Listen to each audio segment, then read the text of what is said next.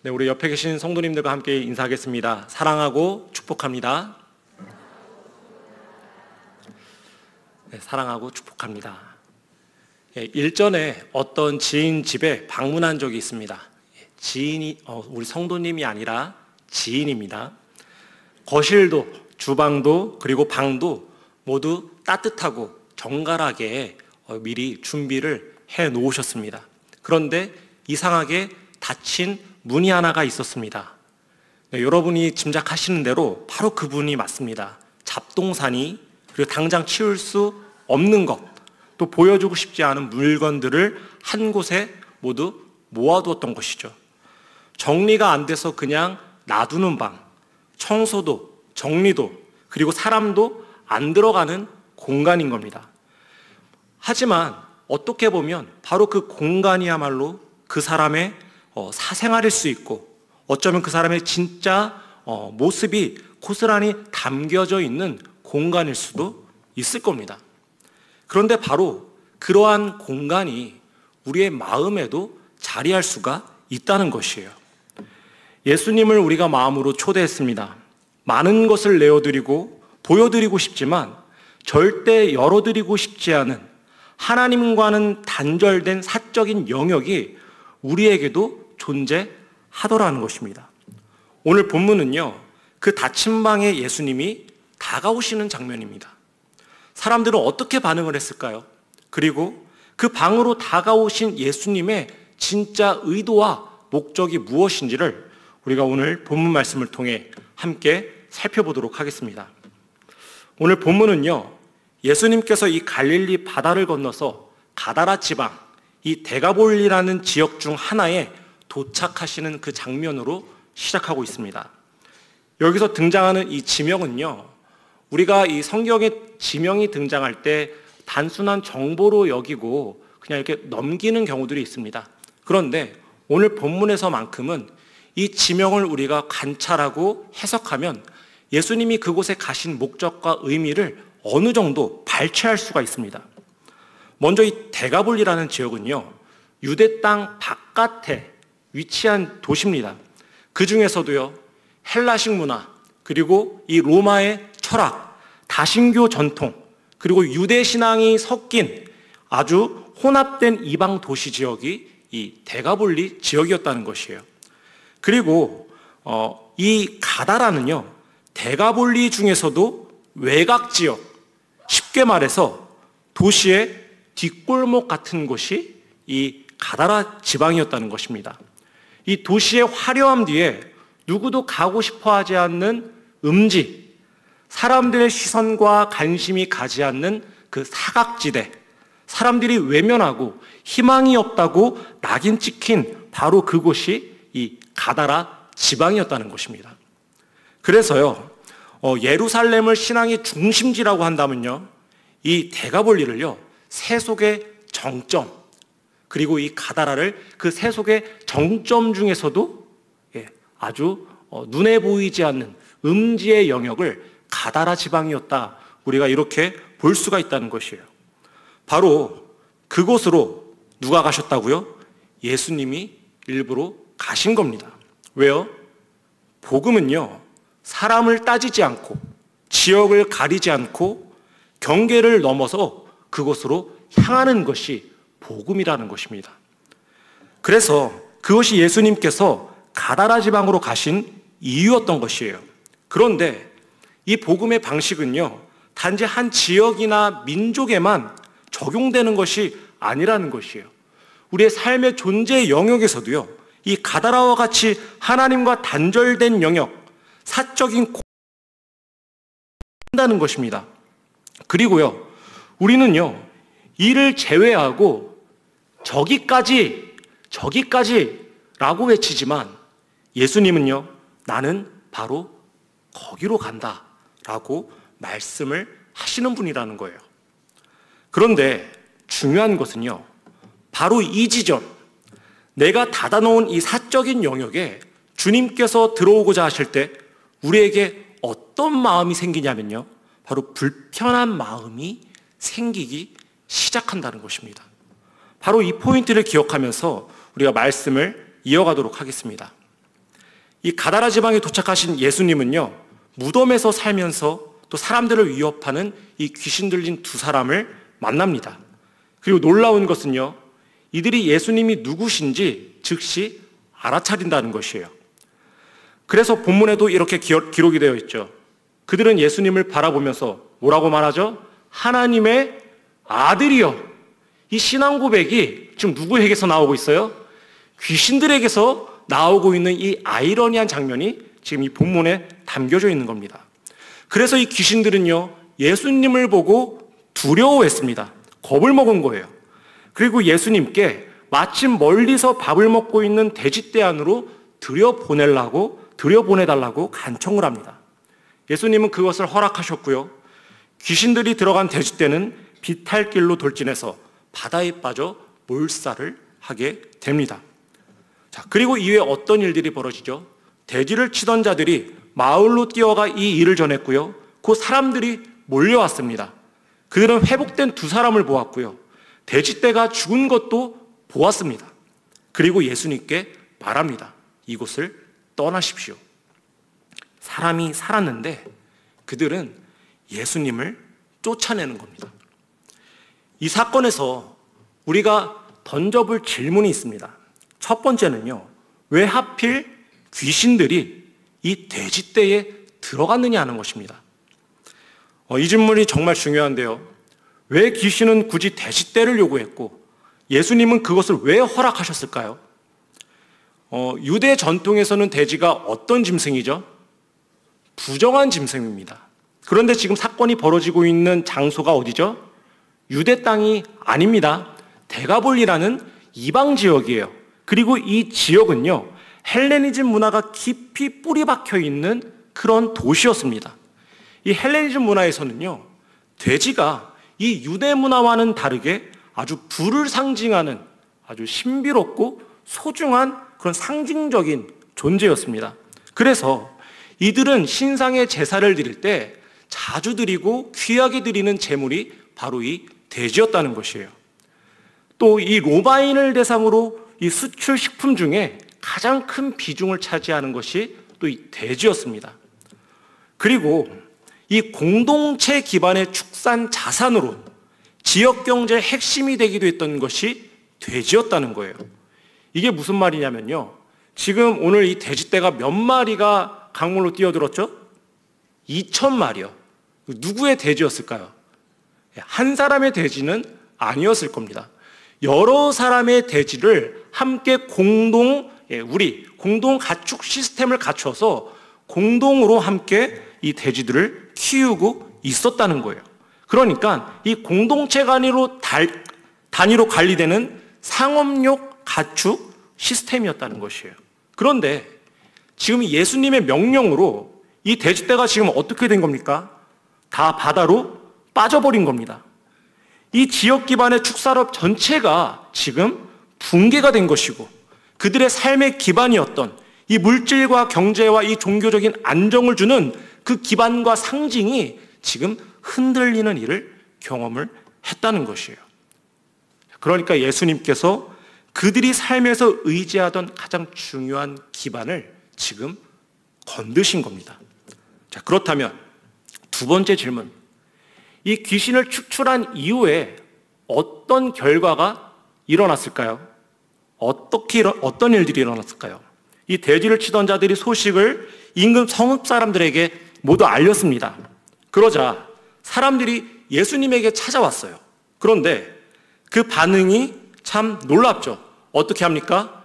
분개하며 이 성읍에서 떠나줄 것을 요청을 합니다. 자, 지금 이 사람들은요, 방금 예수님의 능력을 목격했습니다. 회복된 사람도, 또 몰살된 돼지떼도 본 것이에요. 하지만 지금 반응이 어떻다고요? 기뻐하지 않고 분개했습니다. 오히려 예수님께 떠나달라고 요청을 했어요. 이게 왜 특별한 상황이냐면, 지금까지 예수님의 기적을 보고 예수님을 만난 사람들은요, 어떻게 반응을 했냐면 모두가 기뻐했습니다. 예수님을 바로 시인하고 믿지 않더라도 그가 벌인 이 일을 즐거워하고 기뻐하고 신기했단 말이에요. 그런데 지금의 이곳에 나타나는 사람들은 이 예수님께서 보이신 이적에 대해서 아주 부정적인 반응을 보이고 있다는 것이에요. 그 이유가 뭘까요? 앞에서 말씀드린 대로 첫째는 이 경제적 손실 때문일 겁니다. 그들의 이 경제적 기반이 무너져 버린 것, 그것이 아마 이들을 화나게 했을 수 있겠죠. 그러나 우리가 더 근본적인 이유를 따진다면요, 그들에게는요, 지금 그들이 붙들고 있는 그 삶의 기반이 하나님의 아들을 만나는 것보다 더욱더 큰 문제로 여기고 있었다는 것이에요. 하나님의 아들을 만나는 것도 좋습니다. 하나님의 기적을 보는 것도 좋아요.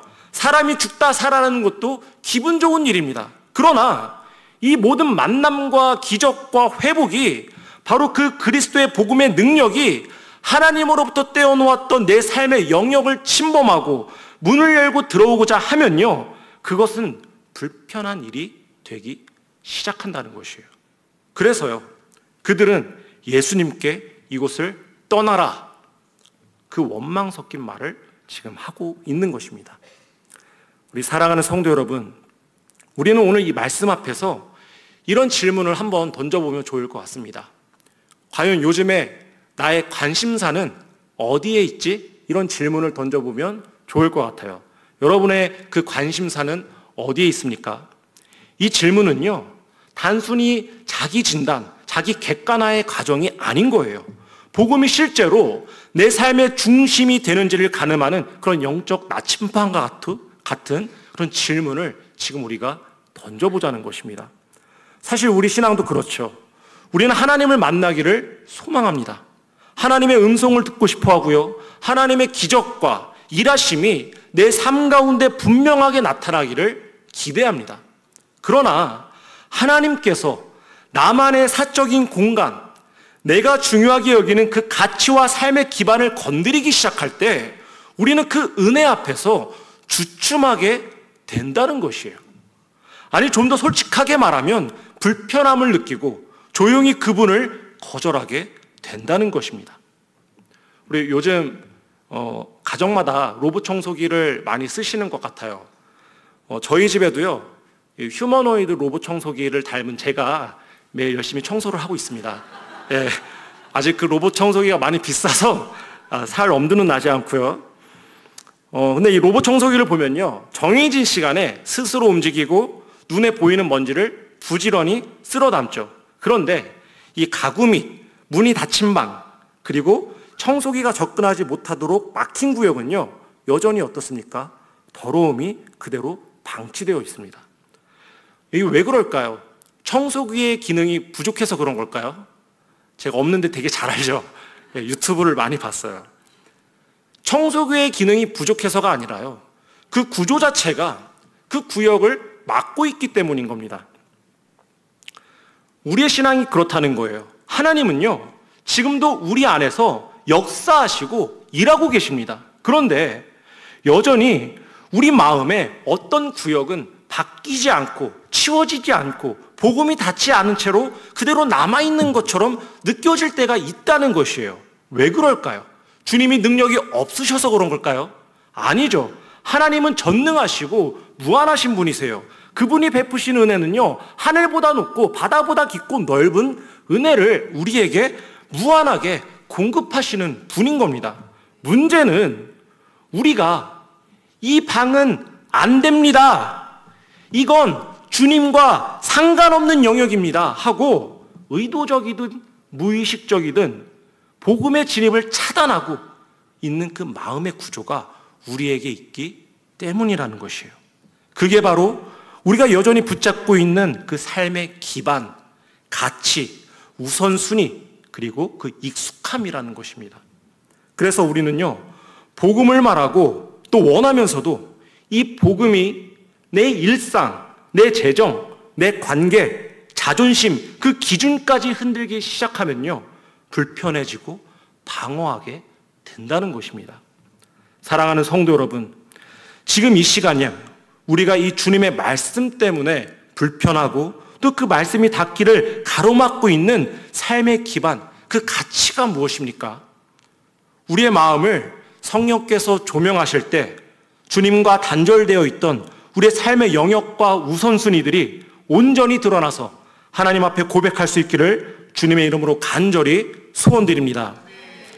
자, 그러면 중요한 것은요, 이 이야기의 끝이 어떻게 결말이 나냐는 것이에요. 자, 이야기의 끝을 볼까요? 어떻습니까? 마태복음 8장 마지막 절을 보면요, 조금 허무하게 끝납니다. 사람들은요, 예수님께 떠나주세요라고 말하죠. 그리고 예수님은요, 어떻게 반응을 하십니까? 아무 말씀 없이 그곳을 떠나시는 것으로 이야기가 마무리가 되고 있다는 것이에요. 그러면 우리 사랑하는 성도 여러분, 예수님께서 지금 이 데가볼리, 가다라 지방에 있는 사람들을 지금 포기하시는 겁니까? 마가복음 5장을 보면요, 오늘 마태복음 8장과 동일한 사건을 다루고 있는데, 그런데 이 마가복음 마지막 후반 세 구절에는요, 마태복음에 없는 이야기가 추가되어 있습니다. 그곳을 보면요, 예수님은요, 사람들의 원성을 듣고 떠나시기 위해서 결국 배에 올라타십니다. 그때 귀신 들렸던 한 사람이 예수님을 찾아와서 말합니다. 주님, 저도 함께 가겠습니다. 주님, 저도 함께 가겠습니다. 그런데 예수님께서 이 사람의 말을 허락하지 않으십니다. 그리고 이 마가복음 5장 19장 20절에서 이와 같이 말씀을 하십니다. 우리 같이 한번 읽어보겠습니다. 시작.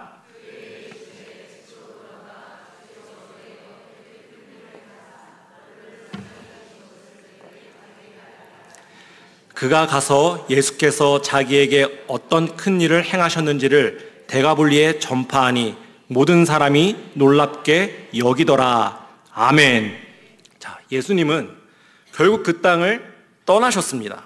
그러나 그 땅을 지금 포기하신 것은 아니었다는 것이에요. 예수님은요, 이 귀신 들렸던 그 사람을요, 다시 데가볼리로 돌려보내십니다. 무슨 뜻입니까? 예수님은 여전히 이 데가볼리의 사람들을 회복하실 계획을 가지고 계셨다는 것이에요. 비록 이 군중들은요, 예수님을 불편해하고 거절했지만 예수님은 그들에게 복음을 전한 한 사람을 준비하셔서 그들을 결탄코 포기하지 않으시는 그 집요함과 신실함을 보여주고 계시다는 것입니다.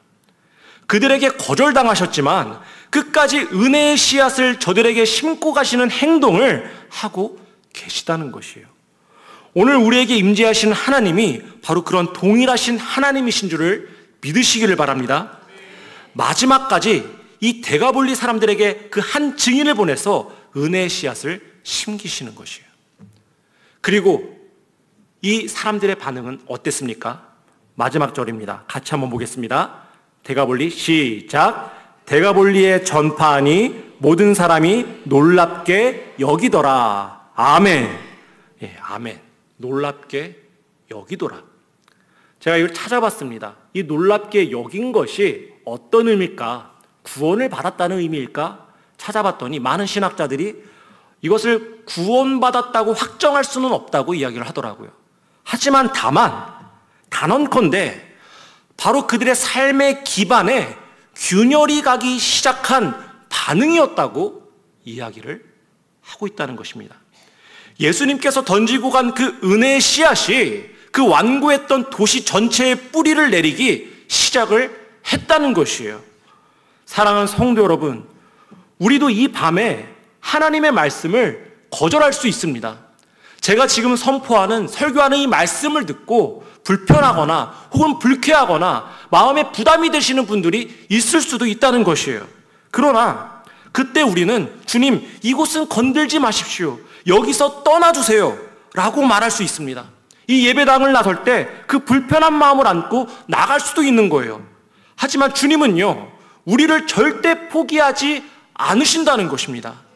오늘 밤에 어떤 방식으로든 우리에게 그 한 사람을 보내든 어떤 방식으로든 그 은혜의 씨앗을 뿌리고 심기셔서 그 말씀이, 그 은혜가 지금도 내 마음 깊은 곳에 조용히 스며들게 하시고 우리의 모든 존재와 삶이 하나님을 의지할 수 있도록 인도하신다는 것입니다. 그것을 믿고 함께 담대히 나갈 수 있는 저와 여러분이 되시기를 간절히 소원드립니다. 말씀을 정리하겠습니다. 사랑하는 성도 여러분, 예수님은요, 거절당하셔도 물러서지 않으셨습니다. 이 대가볼리에서 거절당했지만 주님은 그 땅을 포기하지 않으셨다는 것이에요. 오히려 한 사람을 보내서 복음의 씨앗을 심으셨고, 결국 그 씨앗은요, 사람들의 마음에 균열을 만들었습니다. 오늘 이 자리도 마찬가지입니다. 예수님은 지금도 우리의 거절 앞에 멈추지 않으십니다. 여러분이 닫아놓은 그 마음의 방, 외면했던 복음의 영역, 여전히 붙잡고 있는 그 삶의 기반 한가운데에 주님은 오늘도 씨앗을 심고 가신다는 것이에요. 놀라운 것은요, 그 씨앗이 자란다는 것이에요. 해주세요. 우리가 모르는 사이에 우리의 의지와 상관없이라도 주님의 은혜는 자라나기 시작한다는 것입니다. 지금은 작아 보여도요, 오늘 이 예배가 바로 그 씨앗이 뿌려진 자리이기를 간절히 소망합니다. 그래서 언젠가 주님 앞에 다시 서는 날 이렇게 고백할 수 있게 되기를 원해요. 주님, 그때 제가 마음을 다 열지는 못했지만 주님은 제 안에 씨앗을 심고 가셨습니다. 그리고 그 씨앗이 지금 저를 변화시키고 자라게 했습니다. 사랑하는 성도 여러분, 주님은 우리를 포기하지 않으십니다. 그 믿음 안에 거하면서 복음의 씨앗을 품고 이 세상을 살아가는 모든 성도님들이 되시기를 주님의 이름으로 간절히 축원드립니다. 우리 이 시간에 찬양하고 기도하는 시간 갖겠습니다.